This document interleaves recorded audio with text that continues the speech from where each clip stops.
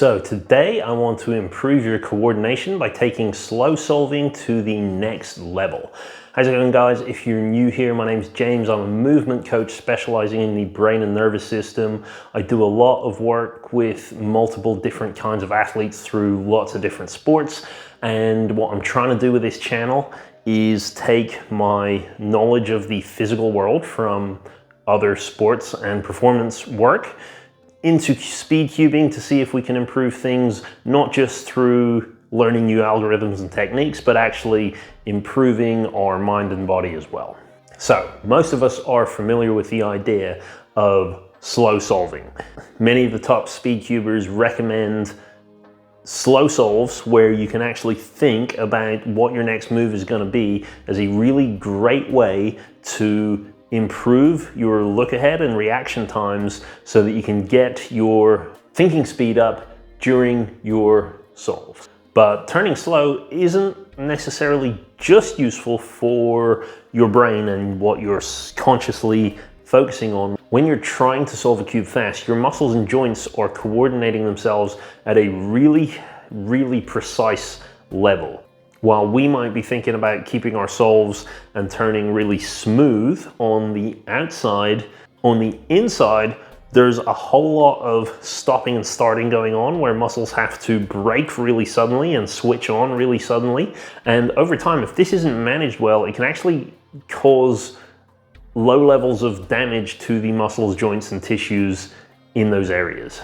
It's especially aggravated when we get lots of lockups in our solves, and this is one of the reasons why people recommend you got to keep your turning feeling really smooth, because that's going to reduce the number of lockups that you get overall. But rather than just thinking about slow solving, today I want to introduce the concept of super slow solving that actually might get around a lot of these problems overall. So super slow is exactly what it sounds like. It's basically slowing things down to beyond a reasonable level.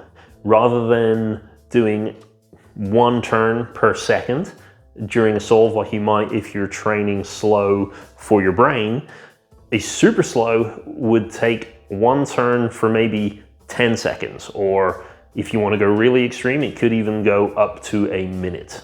The idea here is not to focus on what you're consciously doing when you're turning, but to engage a part of the brain known as the cerebellum, which deals with all of the unconscious coordination that happens in our body.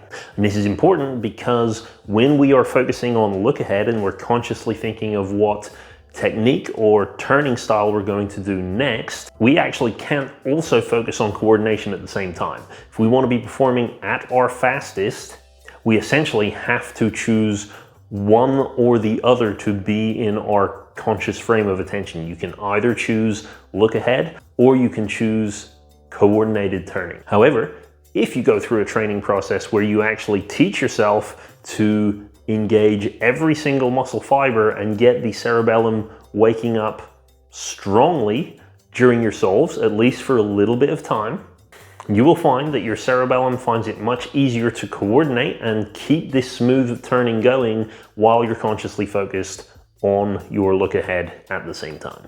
So that's the idea. What does it look like? Pretty much exactly what it sounds. So if we use the super slow concept, we want to try to turn everything as slowly as we possibly can. And what you're going to start to find is, especially if you got a cube with magnets, you have to really work to figure out the bare minimum amount of force that you can put on the cube in order to get this turn to happen.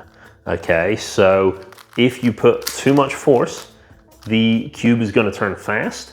We don't want that. We want it turning slow. So we've basically got to figure out the very minimum and how long we need to exert that force, when we need to back off.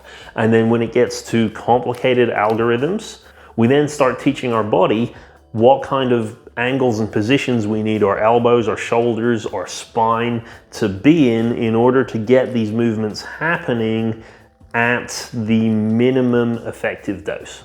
You can almost think of this as like a form of meditation, and it's one of the reasons why like martial arts like Tai Chi and stuff focus on really, really slow movements. These are the movements that wake up these unconscious coordination centers in the brain and actually help us move smoothly and more fluidly when our minds are engaged on other things.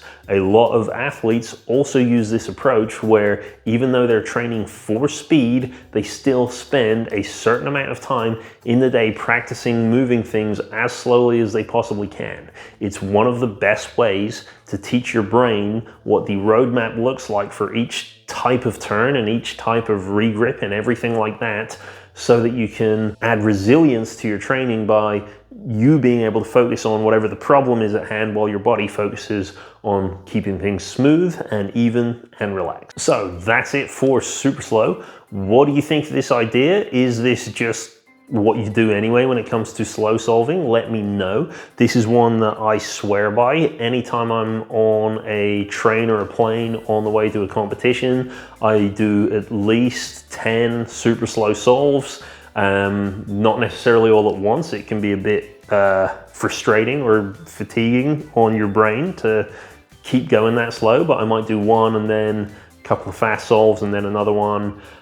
I find that it really helps me, especially with my blind solving where I'm still kind of working out a lot of 3-style algs, really helps me to perform them smoothly when it comes to the competition day itself. So that is super slow turning. Let me know what you thought. Let me know if you try it out, how you get on, and let me know if you got any questions. Otherwise, thank you very much for watching, and I'll see you in the next one.